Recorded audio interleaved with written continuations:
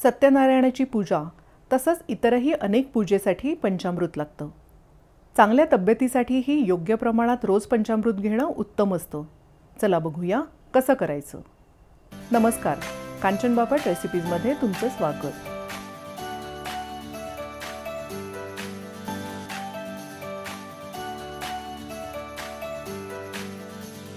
पंचामृत करण्यासाठी अनेक जण वेगवेगळं प्रमाण घेतात। इतक्या वर्षात मी यासाठीचं माझं एक खास प्रमाण ठरवलंय।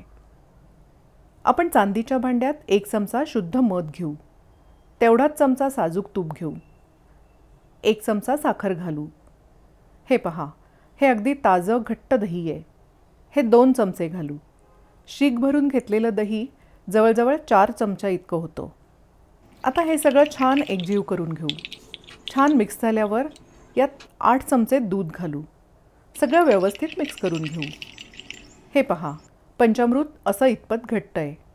आवडीप्रमाणे यात तुम्ही अजून 4-6 चमचे दूध घालू शकता। सत्यनारायणाच्या पूजेनंतर हे तीर्थ आणि प्रसाद दिला जातो। हे एवढं पंचामृत प्रत्येकजण रोज सकाळी पिऊ शकता।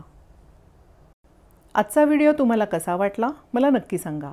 तुम्ही जर कांचन बापट रेसिपीज हे चॅनल पहिल्यांदाच बघत असाल तर ते प्लीज सबस्क्राईब करा, वेगवेगळे व्हिडिओज बघा, आवडले तर लाईक करा आणि आपल्या मित्र आणि नातेवाईकांबरोबर शेअरही करा। Happy cooking.